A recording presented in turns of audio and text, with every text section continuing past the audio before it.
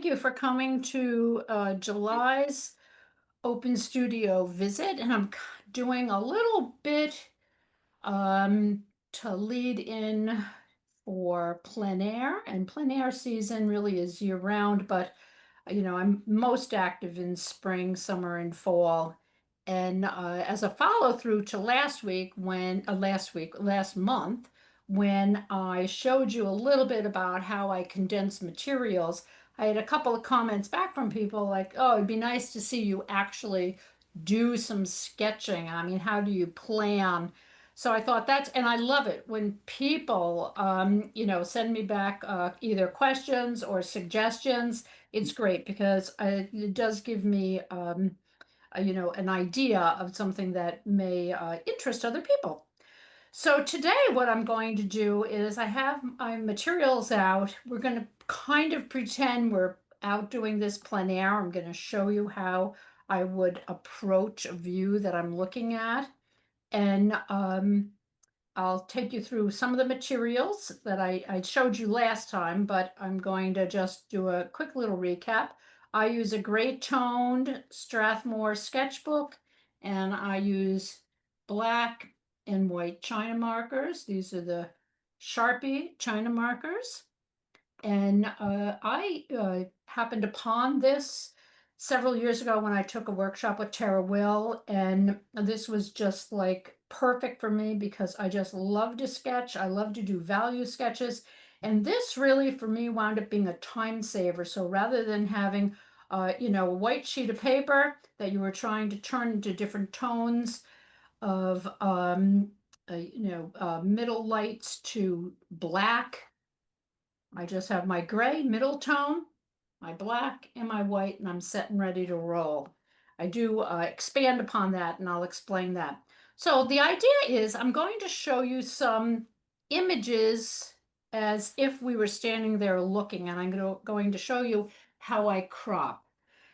And I'm not going to use this, it's not going to actually work, but with this viewfinder, it's another tool that I use it every time I go out to do plein air painting. It helps me set up my format, whether I want it horizontal or vertical, portrait or landscape, whether I want to have it as square.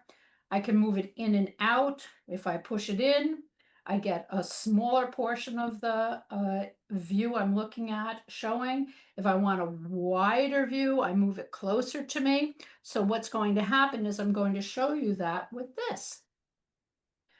So if we were standing there at this scene, and I've explained before, I tend to be a close crop painter. In my mind, what that means is I move into a scene. I get up close. No matter where I'm standing, I kind of zoom myself into it a little bit. So what's happened here is if I was using this viewfinder and this was what I wanted to paint, I would be moving. Let me show that so that there's not all those words there. That would distract me. I would be moving this in and out, trying to figure out how much of this this scene do I want to have. And I'm going to put this in exactly what it is. There's a little mark there that says 9 by 12. So this format that we're looking at right in here, this shape, is a 9 by 12. So what I can do, I'm going to do it with the cards here, the same thing we use when we use these crop cards. I'm going to move in and out, and I'm going to decide how do I want this to go. I'm looking at this little sweet spot right here. Okay. And I'm just going to move this around, in and out. I don't want to have the two windows, so I'm going to come over here. Going to come up a little bit. Going to go over, pull that in. I'm getting close to what a 9 by 12 would be proportionally. So that is what this does. Okay, it just readjusts the view to fit inside your format landscape. So that gives me an idea. I have put this little sweet spot right there. I've got, well, of course, this is not going to replicate exactly because it's a photograph, but I was able to get a little bit more of the foreground. I'll show you that in a minute. But anytime you're doing plein air, having this does the same job as these that you use at home to crop photographs. You know, like if you're doing it at home and you're using a photograph, you could just move that around and say, do I want more? Oops, let me move this down. Do I want more sky? Do I really want to focus on the light down here? Do I care about the buildings? You know, do I want to have just one building? Eliminate another one, the other one altogether. Make it long and narrow. Ooh, that would look like an alleyway, wouldn't it? So you just play around with this. Now, the format does make a difference in that if you have one that is wider than it is tall, that is considered a landscape format. And that does tend to create something that is a little bit more calming, relaxing. It has a nice, feel as if you're slightly moving your view from left to right. By using these edges, it just shows you, like when you go up and you look through that again, this is where you stop, okay? You're not going to pull in everything that's over there, unless compositionally you want to change something. I mean, that's a little different. I'm going to explain that in another photograph. So this one's very similar to, there you can see the little photograph that I took of uh, the painting when I finished it, and I'll show you the painting in a minute. But by using that, I've created something that is really relaxing. It's got that lovely thrust in there with the light. And like I said, you can change that around doing a variety. So enough of that. I'm going to use that again. So I'm just going to put that to the side. There is no side to put it to. Okay, so it'll go on the floor. So once I get an idea of what I want, that's when I do the little sketches. And I showed you that last week. And I will be actually doing a sketch, so I'm not going to, spend a lot of time talking about that. I did another video on how I take photographs, either when I'm painting or in progress or when I'm done, and I make these little mini sticky labels, and they're these little stickies. So I'm just going to show you the finished painting. Okay, so what's happened here, I've been able to kick up, and this is where the photograph, look at how dark that photograph is. That path was not dark like that in the photograph. It absolutely was not. That's why photographs will lie to you. I did change the background from what was there. I dropped the sky down, so that I would have a little bit more of a sky up at top, bring in some more light at the top of the painting. This idea here, still, I've got an angle that's coming in, but I am always looking for some sort of an entryway into the painting. And I call that, the terminology I use is that's really more of an active entrance into the painting. If I had had the path come over, let's say I had propped the painting and I had it like that, there you go. Okay, that's still a nice composition. What we have is we have bands that are here. And what we're doing is we're looking over one horizontal band after another, and we're moving through the painting like that. That's also a very legitimate way to set up your composition. But I do tend to like these diagonals. I really like diagonals coming into a painting. So you'll notice that in a lot of what I do, that there's either an actual diagonal, like the path, or it's a formulated diagonal, adjusting the values with the darks and the lights. So I'm going to move that to the side. So I explained, I used the little sketches. The next one I'm going to show you is Quizet Harbor, and that is, oh yeah, okay, good. That's what I was hoping. I've tried to keep this organized by having photographs that go with it. That was a beautiful day. Both of these are from the plein air, the weekly plein air class that I'm teaching. But it was a misty day. Doesn't actually show in the photograph. The only place you can kind of see in the photograph is a little bit of mist there. In real life, there was more mist when we got there. Clearly, when I took the photograph, it could have started dissipating. But what I really liked was the mist that was coming in. So again, there's this that you're going to see a repetition, and that's why I wanted to show you several of them. I start with these little thumbnails. Now the thumbnail, this is another 9 by 12. I'm on a little bit of a kick with the 9 by 12s. I looked at my paintings and they're all 9 by 12s. That doesn't always happen. That's the shape of the 9 by 12 right here. Okay. So I take that, and I showed you that last week, and I trace it, although that doesn't look as though it's actually fitting in there. So, oh no, maybe I did it as an 8 by 12. No, it's a 9 by 12. Looks as though I did it as a 8 by 12 and then painted it as a 9 by 12. Okay, that explains a few things. So you just trace that, and I just did very light. It was misty in that background. I did not have to use any really dark marks because it was misty when I did that. And we were just looking at bands of colors.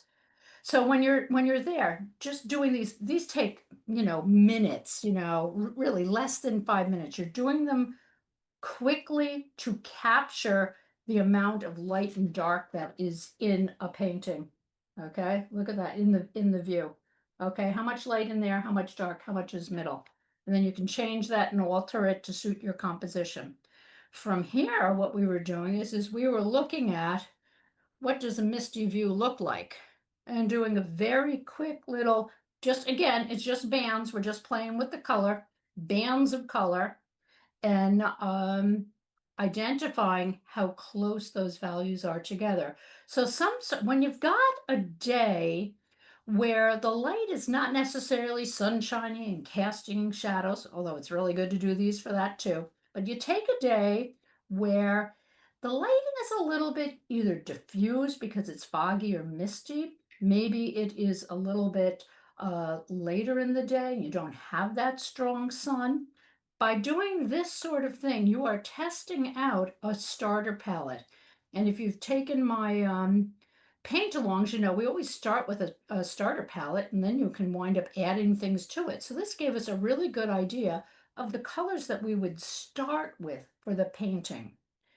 Now, of course, with plein air, the things shift really quickly. So by the time we actually finished this and started working on painting, it was really no longer very misty. It was probably looking a little bit more like that. So get up a good mini thumbnail, do a little color study, just a piece of white card that we tested our colors on. These were some of those way too dark for that sort of setting. Okay, from here, this same view. Okay, now, when you're standing in front of a view, what you want to do is you want to think in terms of one, okay, what is it in that scene you're trying to capture? And, for me, it's typically about the light or lack of light and how that affects the scene. So on that misty morning that I just showed you in the last one, there wasn't a lot of contrast of light, but there was still light. It just happened to be in a very close range. So on a misty day, maybe we had something that was, just covering here to here, maybe some of it in there. Later in the day, when you've got a lot of sun hitting it, especially if you're hitting water and sand, you could wind up with some light hits on the water. The water's never going to be totally that light. Though again, the photograph makes it appear a little bit lighter than it really was. Maybe I'd have a wider range later in the day. So this here again shows different ways that I was playing with the composition. And that's why these little thumbnails are so handy. So when people talk about thumbnails, I'll talk about what I feel thumbnails are. Thumbnails, they're small, they're quick, and they have a purpose. And the purpose is to look at those value shapes. Okay. The other thing that I do that is the purpose is really to look at the movement that's happening in there because, whoops, that movement sets up the stage for entering and moving around. So I'm really interested how is this serpentine feel going to work in a painting? I don't want it to wind up being a sliding board. I did one of those the other day, had to fix it. It just kind of crops up when you've got everything in a line. So it's coming in and slowing. And which one really is the one that actually captures it? I zoomed in a little closer here. I zoomed out there. I got far more of the land here. And then this one here, the land was up at a higher um, vantage point. So my eye view line was really up here. This one here, you can see it's a little bit lower, and knowing where that, I'm drawing that a little bit crooked, sorry about that. So I really wanted it to be about this. So I wound up having it a little higher. And truthfully, what I wound up doing is this one here, I did have a little bit more, a little bit less sky than here and more than there. I kind of compromised on that. So that movement coming in, and it sets the stage for your eye to like travel along that shoreline. Now for that one, again, there's quick little thumbnails, just shading it in, and I'll show you that one. Oh, well, wow, it's making that look really yellow. It's not. It must be the type of light that's on it. But you can see that, I tried capturing the feel of the mist. You can see I've got a little bit more, but not quite as much as the top, a little bit more on the, and then the second sketch that I did, a little bit of that sky and the mist coming straight in across. You can see the sun starting to break down here, but it's definitely not that yellow. I bet it's this light that I have. So that all leads up to it. And again, with this cropping, I could have taken, now that you've seen both of them, I could have taken, okay, maybe it wasn't about, maybe it was about the woman. Okay. She wasn't going to stand still, so that would have to have been from a photograph or from memory. But let's see if we move her over, get her in that thirds. That could have been nice. A lot of sand down there. Okay. Could say that I just wanted to have it about the pool of water at the bottom. Crop it in. Again, these all the same things that you would do with this. You'd be moving it around and cropping and saying, what to me appeals? Still have that movement in here. These guys were not that dark. I didn't even paint them that dark. Let's say boats make you a little bit nervous. Okay, so both of those ways eliminates the boats. You can leave those out.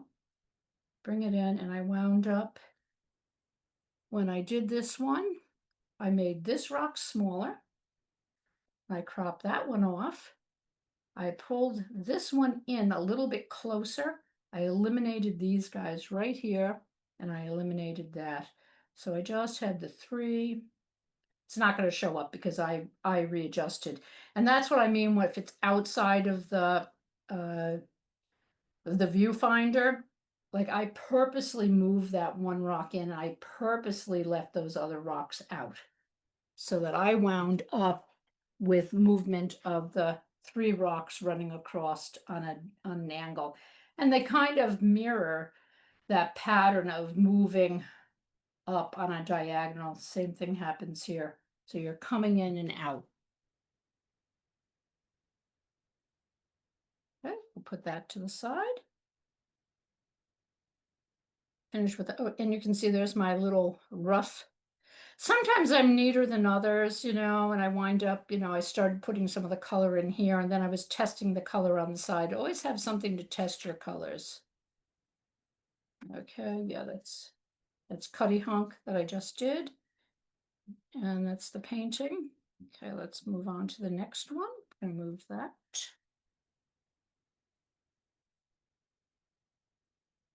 So what happens when you're out there, you have to come up with a system that's going to actually work for you. I do not have a photograph of this. The print was, it was such a backlit painting of a bridge with sunlight coming through that it wasn't really worth even putting the photograph out. It just, the sketches actually look better than the photograph printed.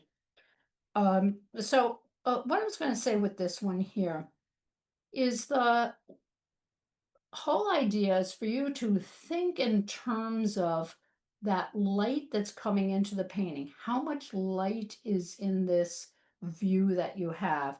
And make a decision early on with that light coming in. What are you going to wind up really exaggerating? What are you going to tone down? There's different areas, and I'll show you in the next one, where you wind up really having to manipulate things, and that is when having a good understanding of your values come in your value range. So this one's very backlit. So we have a range that's probably from here to pretty white, okay, because that was a really strong light. The reality of it is I could still paint this scene without going that dark because this is so brilliant here that I could probably get away with another color of a lighter value, and it's still going to look really, really backlit and bright. And that's good because look at this. This is just on a gray, and this is really dark. I haven't even sketched it super dark. And that feels very backlit, like it's just the light is just infusing that. So make a decision early on. Okay, you're going to do horizontal or vertical. Crop it so that you know what you want to pull in. Think of how you're going to enter that painting. I talked about how I like going in at a diagonal, but you can come in as if you're stepping over bands. That works out well. This one here, same side right there. Although it's not a true diagonal, what's happened is I've got this vertical that's happening here. With the vertical coming down like this, it's kind of creating a little bit of a diagonal of the water that's highly lit right there. So I consider that a little bit more of a diagonal just because I've got this in your eye. You could even, you could even stretch it out and have it come down a little bit further. Doesn't have to be connected. So it's coming in. We're seeing these light bands. I have another diagonal that's coming here. That is pretty much my eye view line here underneath the bridge. I've got all these lovely bands of lights and darks that are creating that weight of the underpinning of the bridge, but also the shadows that are underneath the bridge. So in this case here, this guy wound up dead smack in the center when I was doing the sketch. Am I going to worry about that in a sketch? No way. What it would mean is if I went to paint this one here, which I have not painted this one, if I was going to paint this one here, I would have to consider that same sort of cropping with my sketch. Should I have it like that? Push it a little bit over to the side so that I don't have it in the middle. Do I take off this side here? That still looks like it's in the middle. Here it looks less like it's in the middle. Does that really bother me? I don't know. And what I would have to do is I would have to do this larger sketch so that I could tell whether or not that being dead smack in the middle is going to be problematic. I could always pretend that the light was a little farther over here, and when I do it, I could have the same composition, but I could have the light a little bit over on this side instead of in the middle. Kind of like what happened with this guy here. Even this creates a little bit of a diagonal coming in. Okay, this is just subtle. Sometimes it's those nuances that make a difference. This is slightly lighter than that. Diagonals, lots of diagonals coming in on this guy. This one I think is a better composition, but I do really want to make that one work because that looks like it would be fun to do. Okay. Sometimes I like adding a little bit of color. These are art graph sticks. They're rather large sticks and they make really great big large marks. So you can color in, you can make straight lines. They're a lot of fun. They tend to be messy. I don't really use them out very much in plein air because I don't know, for some reason I just seem to get it all over the place. It comes in a variety of colors. You can also get it in this lovely, look at how quickly you could just fill in an area with the dark. So art graph. So now what I've done here is, well, this is from a class so that I had taken. So this one, that one I did do in a class. Here's another sketch, same idea. Got my diagonal coming in, got my horizon. My horizon looks like it's a little bit in the middle. Okay, I can correct that with another sketch. Always test yourself for where the middle is this way, middle this way, so you avoid things being in a cross section. Okay, this is what I'm going to show you from today. Okay, exactly what I said here. This was the view that I had. And I mean, this is what happens when you're out in plein air. Look at all that. Oh my gosh. Where do you stop? When we have a photograph, we have edges. This is a good photograph to show you because the edges are so far out there. It's like, would you really paint this as a photograph? We've got this big trunk here. We've got all this foliage, dappled light. We've got this path in here, and then we've got this lovely little bit of flowers right there. So when you're standing there and you're looking and you're doing this, okay, and you're cropping it in, I'm going to show you where I cropped it to.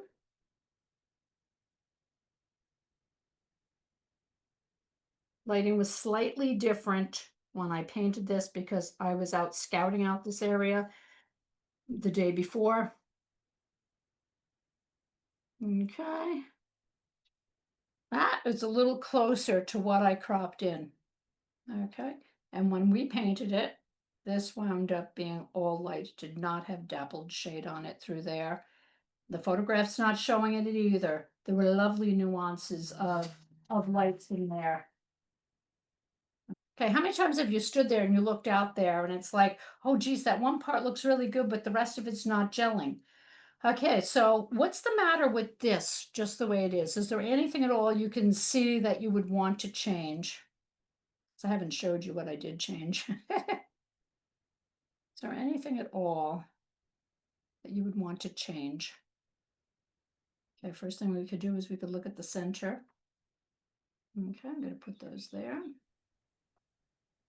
Okay, I've got like a little bit of a straight line happening right here. Yes, this juts out, but this is falling right smack in the center. This line right here, where it's all dark up in here and it's light here, it got a little dappled light and then it goes like this is kind of in the center. That's not as much of a problem. So what I did in my little sketch, which I'm going to point to over here, I'm going to leave that here. Okay, and we're going to, let me just cover this up so that we're not looking at that one. Okay, first one I did was, this is my little one, was a horizontal. At first I thought I was going to do it as an 8x10 and I changed it to a 9x12. We got a little theme going on here with the 9x12s. I realized that there was, although that was dark back in there, I could see that there were other shapes. But it fell as dark, so I knew my range was going to be got strong light and I've got dark. So I'm going to have a range. You're not going to use black, and really there's not too many times you're going to use white. Those are irrelevant, especially for painting outdoors. So I'm somewhere with the lights probably falling here and the dark's probably falling somewhere here. I might have some pockets where there's super light, but that's only going to be small bits. Nothing's going to be really a value 9. Okay, it's really going to be more like this one, possibly here, but I don't want to go too dark like the photo because that's not what I was looking at. When I do the sketch though, what I want to do is I want to do anything that falls in this dark zone is what I'm going to sketch with dark. Okay, anything that falls in that light zone, I'm going to sketch with my white. From there, what I'm going to do is get in there and just play with, this one wasn't really white, the edge of the grass, and that's what I changed. I brought in the grass. It's not in the photograph, it was the edge of the path. So I brought that in. So I'd have, again, that little, almost like a little entranceway into that painting. And I don't want it to be as light as that. So that one takes on a little bit of a nuance, not necessarily a dark or a light, and not the gray of this, just slightly darker. So you can fiddle around with that. And that gives me a basis for saying, okay, am I on a roll here? It's capturing the light, which I wanted it to do. It's got that sense of movement that I wanted it to have. I decided not to do the one that was a portrait, a vertical format, because the story was not about the height. It was really about that lovely view that was going across. So then these are larger and a little bit more detailed. So I'll go from these little ones that take, I don't know, 3 minutes to this one that takes probably, well, it's less than 10. And what I'm doing is, as you can see, I'm getting in there and I'm getting a little bit of the nuance of, okay, that's light, that's a little darker. Everything's relative to what it's next to. Okay, so this one here is not as dark as back there. There were trees back there. I put them in the sketch, but when I was doing it, I was saying, yeah, I may not put them in. The story's not about what's back here in the woods. We want to go back and we want to curve around and come in.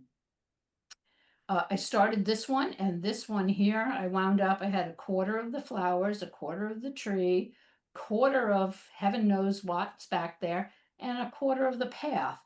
So this was an example of how when you are looking at your painting of your sketches, is to actually make sure that you haven't broken your painting into 4 little separate sections. You want them to actually intermingle. So in the photo and in real life, this path here, I narrowed it. And I narrowed it so I could bring in more of this stuff that was on the side. And I made sure and brought the flowers that were here out. So what would happen is the flowers did not wind up right smack in the center. Now with these are really handy. If you do a lot of value sketching, you can probably get away with just doing these little notans with well, they're not really quite a notan, close to a notan, with just your 2 or 3 values. If you're not used to doing a notan, which is usually 2 or 3 values, what you would do is you'd start a little bit more with the value. And when you're looking at something, this is where the photograph is handy. Okay, it showed everything behind that purple flower, and no, I don't know what it is, but it was very pretty. Everything behind that purple flower was definitely darker. Okay, that's what made that whole section stand out. You could see that in real life, but you did have to look a little more closely at where those darks were falling, because they weren't as obvious as the photo makes it. So in this case, the photo shows it to us. In real life, we had to actually look and pay attention to that value that's behind. And that frequently happens with um, floral scenes when you're in gardens, and gardeners know to put different colors together to have darker shaded leaves near lighter shaded leaves, have darker areas behind, so you wind up capturing all those lovely pretty purple flowers. If there was a tag there, I could have taken the name of it. I don't know what it is. This is Armstrong Kelly Park. So for anyone who's in Osterville, it's just absolutely delightful. So that was the thing that I needed to do here. And because I had made it dark in the first place, I just had to come in and go over it. But what's happening here is this is telling me when I am choosing colors, I am going to be choosing them based on this value. So over here, you can see I tried all these different greens to blue greens, the different ones I would use. Some had a little bit more intensity to them, a little bit more of that pop of green. Some of them were a little duller. This dark one here went down very lightly. I have it dark in here so that I could, in my sketch, exaggerate it. When I painted it, I did not paint it that dark. And again, we've got that lead in, so I'll show you that one. Okay, and this is a really not finished one. Okay, class ended. I had to leave, so I didn't get a chance to finish it. But you can see what's happened with this one. Again, wow, that's really showing up. Let me try this. It could be this light. It's still a little bright, but it's not quite as bad. How's the image? Is the image worse? Better. Is it better? I Okay. think so, yeah. Okay, so you can see by bringing in this sweep here, there's that active entrance. Back here became far more just about the different value shifts than actually, I did not put the tree that was in there. I did not put I mean, you can see tree trunks in real life back there. That was not important to it. It would have just detracted. Now, somebody else could come along and say the flowers aren't as important and they wanted to focus on there. That's fine. You want to actually decide what it is you want to focus on when you're painting. I'm just going to put that back up. Wow. Let me just tone it down just a touch. Just on my screen, it didn't really quite, it was looking a little blurry because it needed light. So you can see how light that goes on. So even if you're using a dark color, put it on lightly. Okay, there's a under sketch that I did a value in this lovely, it's kind of like a crimson that has, that's probably about a middle value that if you press hard, you get a little darker. So that's underneath the whole thing. So what I thought I would do, since you've seen all that, is I'm going to take this one. Okay, let's have a look at that. Now I am going to have to push this down because I see that it's glaring on it. Okay, so there's the photograph. Now, if I could have figured out a way to actually do this and draw and show you the photograph on the corner of the screen, I would have done that, but I do not have that capability. So if we look at this photograph, what is it that attracts you to this photograph? And you can just shout it out. You are more than welcome to say nothing. All the different greens, right? The greens on the left and that little hill. That's The what I greens on the left and this like, hill all right those here. different The greens. greens are gorgeous, aren't they? Mm. Yeah, I Is like there the any hill too. I like the hill. I think it draws your eye to them. right here? Back there, yeah. But is this water up in the front, up here? I can't- Nope, this is a bog. Oh, okay. This is the edge of a bog. Yeah. Okay, what do you think about this vertical? You're standing out there and you're looking at this now. What do you think of this wide horizontal feel to it?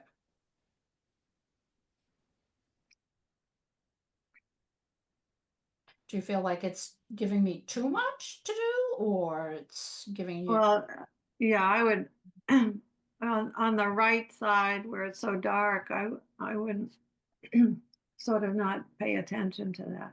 But Okay, so let's try this on this side right here. Okay, yeah, yeah, okay, so see, yeah. let's crop that in. And what I'm gonna do is because this is, just gonna move that back there. Okay, this is what you'd be doing with your viewfinder. Okay. Yeah, so I would move the finder on the right. Yeah, yeah, like that. Okay. And look at how different it starts to look. Oh, Yeah, gosh, everything's sticking to one another. Here, we got too many things on here. it becomes more appealing. Look at how different that feels. Yeah, Okay. And you've still got that bog down here. You've still got, look at this here. I like this zigzaggy. mhm, Okay. yeah. Zigzags up. It's dark underneath here. Okay, you can say, okay, yeah, I want to capture. I really like that over there, so I'm going to keep going over. Okay, well, we're going to have to pretend that's all we can do. So now we say, okay, do we want to move this in? What happens when we keep going over? How important does this guy start becoming? Okay, Well, I think the light in the back there, that's where my eye's drawn. absolutely. But also right next to the bog is, that embankment. I think it's nice. Yeah, I like that. Okay, so there's a point at which, let's come in and let's do this. Yeah, that's nice too. But Okay. I think it matters. It depends on what you're trying to capture, Absolutely. That is absolutely it. Yeah, Okay. If someone goes in and say, oh my gosh, I love the shadow that's falling under here, and these, what's really nice, these guys are not all straight. Yeah, They're yeah. going off at different angles. There's something back there. I can't see what it is. Does it really matter what's back there? No. Okay. Does it matter what value it is? Yes. Maybe that light value helps offset these guys. Again, something else that's got real strong light source on it. We can see a light source here. Mm. Okay, now we're showing the sky there. Makes it right. long and narrow. Okay, let's see what happens if, in fact, we crop that down, we bring it down like that. Get a Mm. different feel. Yeah. Nice. Okay, bring it over. I would guess that when you look at photographs, as artists, we typically take photographs that we have considered some sort of composition. We have considered where we want our boundaries. When you are painting plein air, you're doing the exact same thing. You're just doing it with this. Okay. And I just keep saying this thing helps. Now, do I stand there through my painting session, keep looking at it? No. Once I get it down on the sketch down, even my little drafts, I don't necessarily need to look at that again. Okay. So that's going to depend on everyone. So this one here, we've got, let's say if that didn't exist, that pretty corner right there. Okay, what's going on with that? That's got a lot of, okay, we talked about light. We talked about a Mhm. vertical, I mean, a diagonal coming in. You can see a little bit diagonal here. But does this have the curb appeal to make you want to paint it? What? Does this appeal to anyone say, yes, I want to paint that? And if it doesn't appeal to you, why not? Is there any reason why you wouldn't want to paint that? Besides all the greens somebody's already mentioned. Sometimes greens can be really hard. Okay, you got cool greens, warm green, dull green, intense greens. You've got, your true greens. Okay, couple things going on here. This tree's plunked pretty much right Right smack. in the middle. Yeah. It is, okay. We've got this lovely diagonal. If I was gonna do that, I'd give it a little bit more of a slant, okay? This here is this one here is actually on an angle. I think I would take and I would capitalize on that and maybe really exaggerate that. If I was standing here and I was painting this, I'd also be looking at the sky holes that are in here. But for me, this one here doesn't add the same sort of impact that one does right there. Okay, that has far more of an impact to it, partly because of that slant. I like the sky. I don't see, the thing is, I don't want to get rid of either the sky or the bottom. So you have to make a decision. You have to say, okay, with this one right here, okay, I want these to be there. How important is that sky?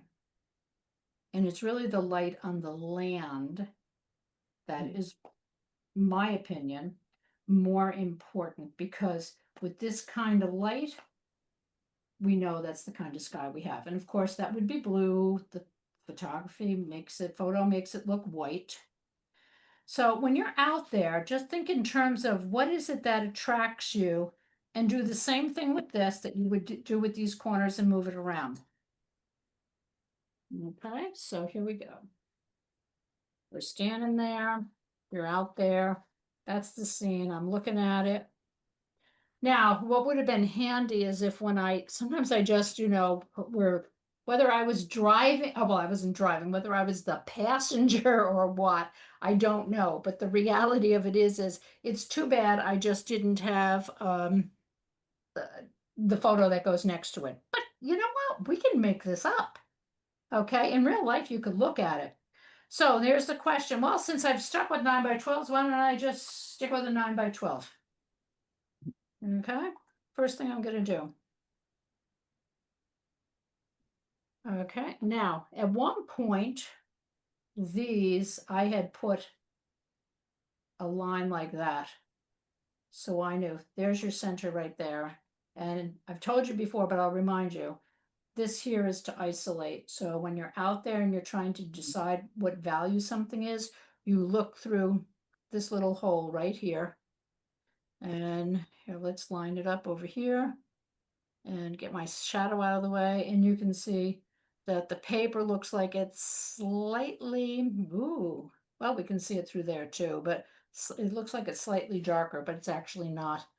That's the lighting in here. And you would do the same. You could zero in and zoom in, look through this little hole and to see how light is this area compared to that area, compared to that area.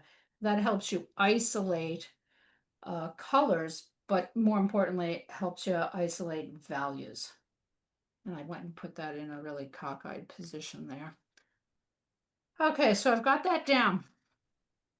And I've decided I'm going to zoom in right here. I don't want my sky. Okay, but I've got it this way. So now I have to ask myself, is it going to work? Is this going to work in a horizontal format? Probably not. I would have to really go cropping things off.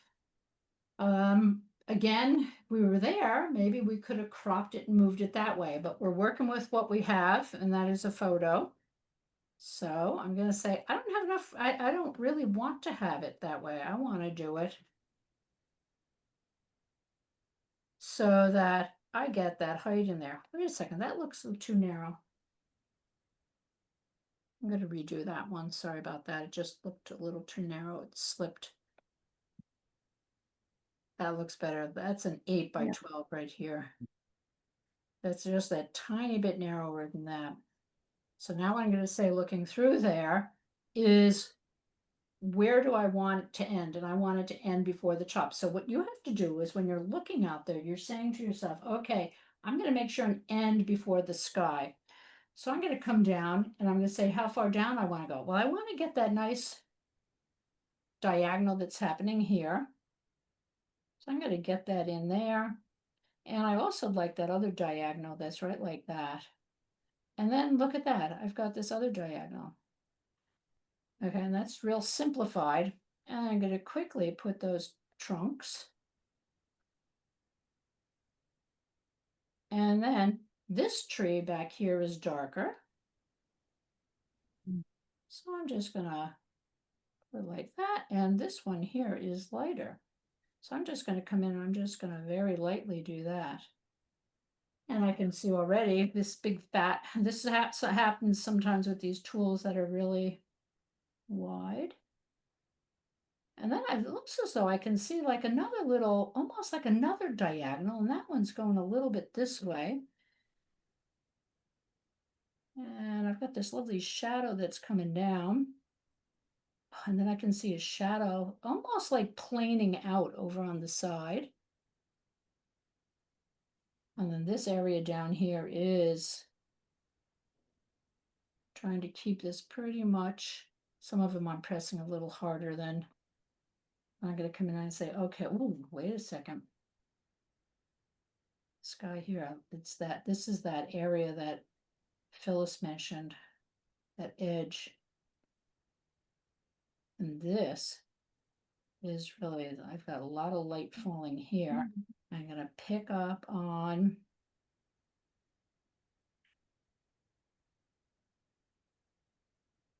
light, and I see light back here.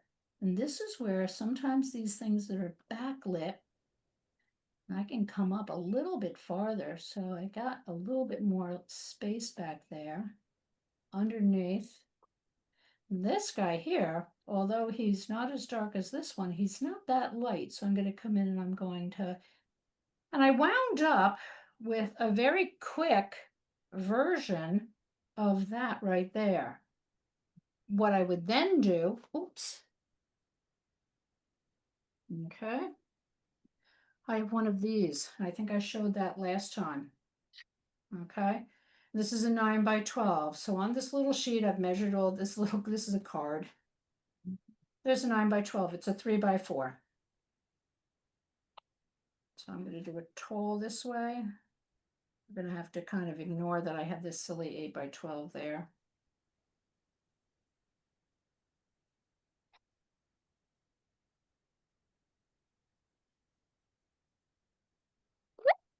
Same, this is proportionally still the same.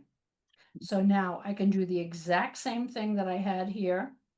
Okay, and again, now I'm taking and saying, okay, this is where the bank shows up somewhere right around here.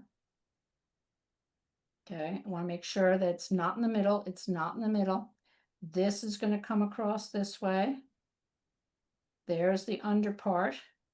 Sketch that in. Here's this lovely shadow that's here falling at the bottom.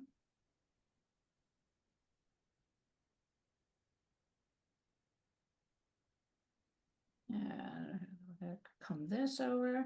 And you know what? There's some really nice nuances of shadow. And this is what I mean by it coming in and getting little nuances of shadows in here. So I'm getting this really nice, I'm doing all my darks first.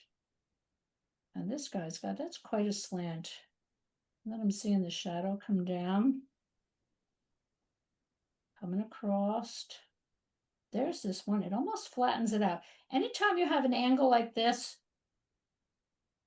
a horizontal or a vertical to slop it. You remember when I mentioned before I had a sliding board in one of my paintings? That's it. What you want to do is you want to stop it from angling out. Whoosh, right off out of your painting. Here's my trunk. I'm going to put these in light to start with.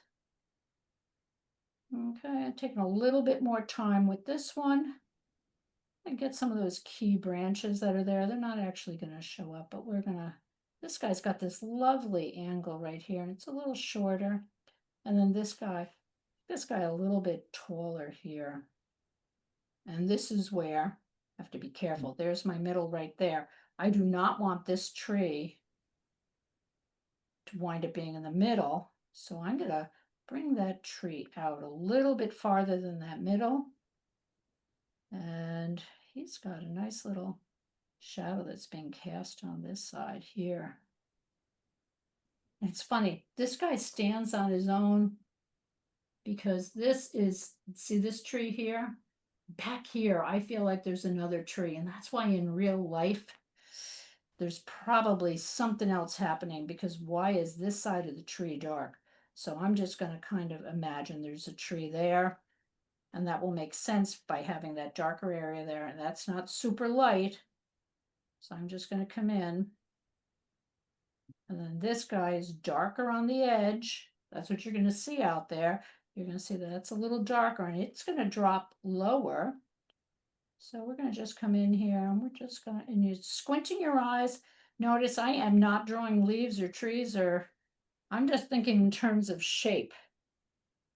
And let me slide this up because I see that it's, I keep the monitor there so I can see what's going on. Now I'm going to come in with my lights. I'm going to do the same sort of thing. What I'm going to do so that you can see this a little bit better.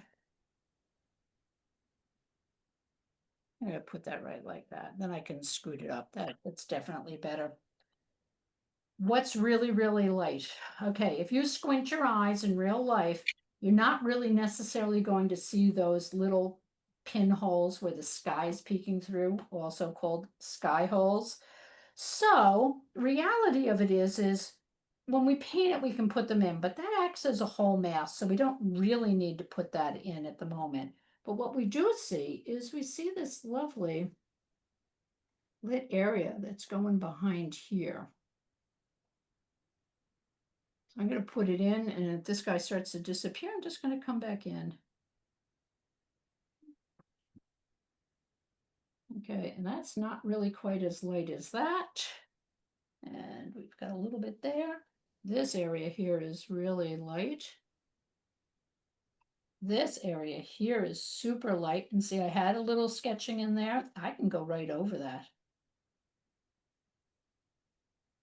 And then that's really pretty mid-tone.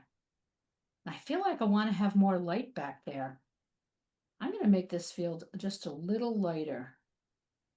Add a little bit more so that I'm going to exaggerate that backlit area. Like there's like the sun is just streaming. There's a lot of sun because look at, we've got all this shadow in the foreground.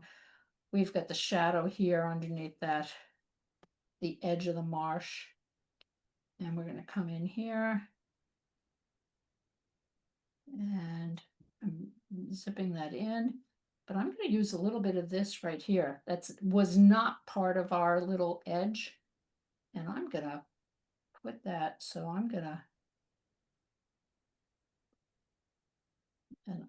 to have a little bit of light so that what I'm doing here is I'm kind of breaking up the edge over here so that I've kind of like come in, got a little bit of light going there. Then I've got the light here that's breaking that up. Now, the other thing is you can always, let's say if you did want sky, at this point you could say, well, this tree could be shorter. And you could come in and you can put a little sky up there. Let's see. Not sure if I like that. Oh, I don't know. Maybe I do like that little sky there. So that's where you go from something where just dark and light, dark and light. Okay. Yes, I used the gray paper. There's a couple of gray paper pieces of the paper showing through, but I really was thinking, what areas are dark? What areas are light? Then I come down here to this one. And truthfully, if I leave a plein air setting and I'm not finished like I am with this guy right here, I've got my sketches. I'll look at my sketches. They're going to give me a lot more information than this really very dark photograph. The same thing will happen here. And I can play around with, let's say if I wanted that, I feel like maybe an angle there would work out too.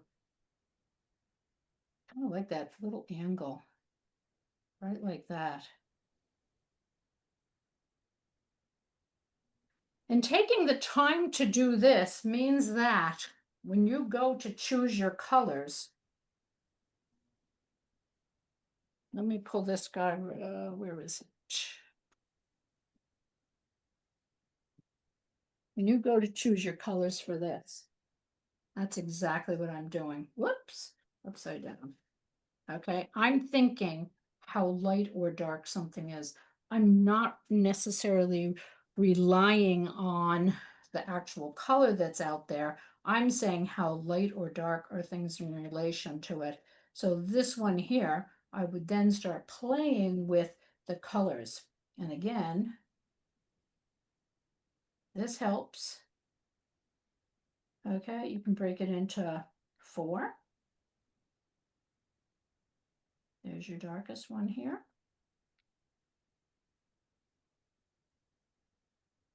That's the color of the paper. And you could say, okay, I've got 4 values I'm going to work on, and I'm going to choose the different colors. Some people say, okay, I'd like 5. Same sort of thing. Okay, there's my, well, actually, the easiest way to do it is here's the white. Okay, very lightly. There's your mid-tone gray, which is the color. You really shouldn't have these lines that are in between. It kind of is. And then you just go across like this. And that one's the next one. So we're going to leave that. This one we're going to go over. And this one we're going to go really dark. Now my value range in real life on this is not this darkest one. When I'm choosing colors, am I choosing white for any of this? No. I am going to choose a light color, but I'm not going to use white. So what you have to say to yourself, this is light, this is dark, and don't think of that as being white. Don't think of that as being black. It's what is the really the lightest value it is. In real life, that grass is probably somewhere right around here. Okay. Which that can represent, but I'm not choosing a white color. I'm choosing a very light color for that. And then you can play around with manipulating, but hopefully that was helpful in seeing how it played out with some sketches and then taking an example of a photograph and seeing it. Any questions on Well, I really love your sketch. I mean, it's amazing how that? you captured everything that you Mhm. wanted in the picture. Exactly. And leaving out really, it's probably a bog back there. I don't know what it is. All I know is it's a light shape. That's all I need to know. That it's a Yeah, light shape that's back there. Okay. yeah. But So, and that's what doing something like this helps you identify is the values so that then you're choosing colors that work within that value range. And again, just think of that as the lightest one, the darkest, having your painting in those zones. I didn't really talk about the quiet, adding excitement to some of the quiet areas. But I don't have to use just green. I can use oranges. I can use yellow greens. I can use greens. I can actually add blues. Um, an example of that is, well, here's one. Okay, no, that doesn't have it. Not what I was going to show you. We'll just go back to this guy. Okay, the path. I mean, it's just a regular industrial path there. Has a grayish feel to it. I've got some yellow, some ochre, and some blue in it. Just to add a little life to something that, in essence, you would walk up to and say, "Oh, I need gray." No, you don't need gray. What neutrals do you need? So I'm just gonna flip it up, see if anyone's got any questions. I didn't realize you could use a viewfinder that way. I think I have one somewhere. The You make viewfinders? those first little boxes and then it measures the actual Oh, shape. I know. It's like You know absolutely. And those little ones, and that's it. Just That's trace the it. inside. And if you're gonna make up your own size, let's say you're gonna do something, funky like a 10 by 12. Mhm. Well, find a 9 by 12 and just add a little bit extra. Right, right. That gives you close enough. Because these guys, when you're using this, yes, it translates up. This thing is also super handy. I'll take a photograph of this and that would be helpful. when I post the video, with it being a holiday weekend, I know that the woman who does my videos isn't going to be working tomorrow. So I'll get it probably on Monday or Tuesday. I'll take a photograph of the front and back of this, just a piece of leftover mat board, and it's perfect. The only problem I have with them is I'm constantly losing them. But Yeah. it would last forever if I did not lose it. But I've had that one for a while. And yeah, so if any of you, I think I've mentioned this before, if I'm ever, and I don't actually have to be teaching, but if you happen to be part of the Cape Cod Art Plein Air painters, I buy these in bulk. Oh, So they're pretty darn cheap. I think I sell them for $6 each. I And think if I you're have doing one. them I on just your own, I believe don't it's know how to use it. Wow. I think it's more. So anyway, I do have them. If you ever see me, feel free, just ask.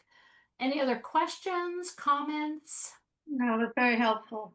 Oh, I, good, good. yeah, The idea is to simplify, simplify. There is so much out there, especially with vegetation, that you do not have, don't think of them as leaves, bushes, Right, trees. right. Think of them as a dark shape, a middle shape, a light shape. Squint your eyes, get rid of the details, so that what happens is you are actually painting shapes.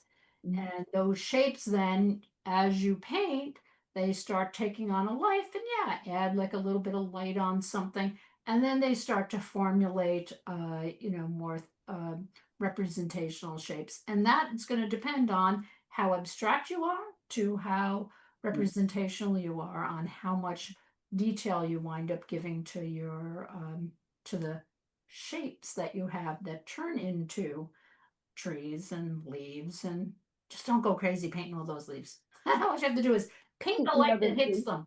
Think of it like that. It's like grass out in a field, grass in a field, the sun's up here. You're painting the light that's hitting the top of the grass. You're not painting, all those verticals. You're painting the light on top of it.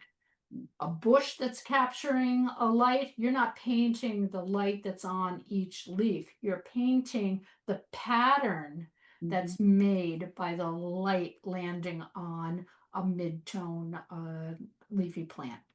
Okay? So great with the marshes out here. The marshes are so abstract. No, This they is are. fine.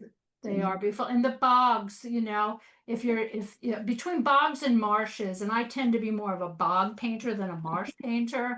Um, and again with buildings, it's the same sort of thing. You're just always paying attention to, what side is capturing the light, which side is in shade, where is a shadow falling, and pay attention to those things rather than windows, doors, step. Right. Truthfully, it winds up, by the time you put it together, it winds up puzzling itself together, quite nicely. Value, value, value. My favorite spots go over the new Sandwich Boardwalk and look down at those bogs. It's I know, it is beautiful. It is beautiful, definitely. thank you so much. This was Oh. wonderful.